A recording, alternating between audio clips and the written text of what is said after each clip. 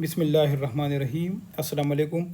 A 28-year-old newly gravid woman come to the office for a routine examination. She feels well but has tried to conceive for the past 12 months without success. The patient has had sexual intercourse with her husband 3 or 4 times a week without contraception.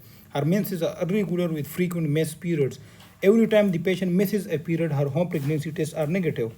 She has no medical condition and has no surgeries. The patient takes a daily prenatal vitamin and does not use tobacco, alcohol, or illicit drug. Vital signs are normal. There is no excess hair on physical examination. Breast examination shows no masses or nipple discharge. The abdomen is soft without masses. Pelvic examination shows normal external genitalia in a small mobile uterus. Pelvic ultrasonography shows a normal uterus and bilateral ovaries. Laboratory results are as follows: FSH 3, LH4, prolactin 15, TSH 3.2, testosterone 35, dihydroepistenedione sulfate 1.0, estradiol 7, and beta HCG less than 0.1. Which of the following is the diagnosis in this patient? So this patient is 28-year-old newly gravid woman. She came to the office for a routine examination. She is trying to conceive for the past 12 months without success. Her menses are irregular with frequent mess period. Rest of the examination, including the breast, pelvic, abdomen, is normal, and the uterus and the ultrasound is also normal. FSH level is decreased, which is 3 ml. LH level is also decreased, which is 4 ml, and estradiol level is also decreased, which is 7 ml. So based on these, here the diagnosis of this question is hypogonadotropic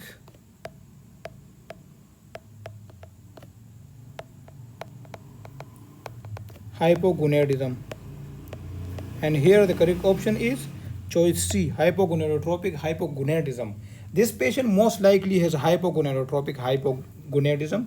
This condition occur with severe stress, for example, excessive weight loss, that is eating disorder, for example, anorexia nervosa, excessive exercise, or chronic illness causes a decrease in the amplitude and frequency of gonadotropin releasing hormone pulses, which causes a result of decreased FSH and LH from the anterior pituitary, which causes amenorrhea, anovulation, and infertility. So first of all, we have to treat the cause, for example, management of any underlying cause. This patient should be encouraged to reduce stress, gain weight, which is to increase caloric intake and exercise reduction, and manage any underlying chronic illness. Come to the incorrect one, androgen secreting tumor. So androgen secreting tumor, the patient will have increased level of androgen.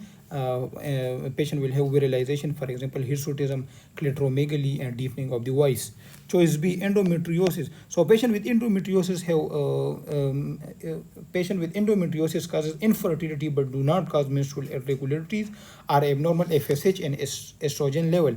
Choice D, hypothyroidism. So although hypothyroidism can also cause menstrual irregularities, but this patient TSH level is normal, making the diagnosis hypothyroidism unlikely.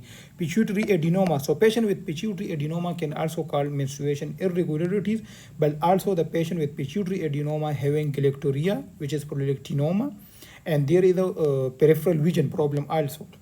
Choice F, PCOS. So patient with polycystic ovarian syndrome have excess androgen secretion, which is, for example, due to many cystic ovaries on ultrasound, and there will be hirsutism, insulin resistance, for example, acanthosis nigricans. Choice G, primary ovarian insufficiency. So this patient does not have primary ovarian insufficiency, as this patient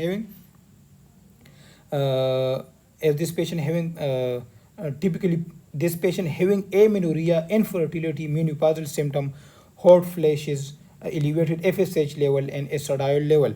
Choice H, tubal occlusion. So patient with tubal occlusion having normal FSH and LH level, this patient FSH and LH level is decreased, making the diagnosis unlikely.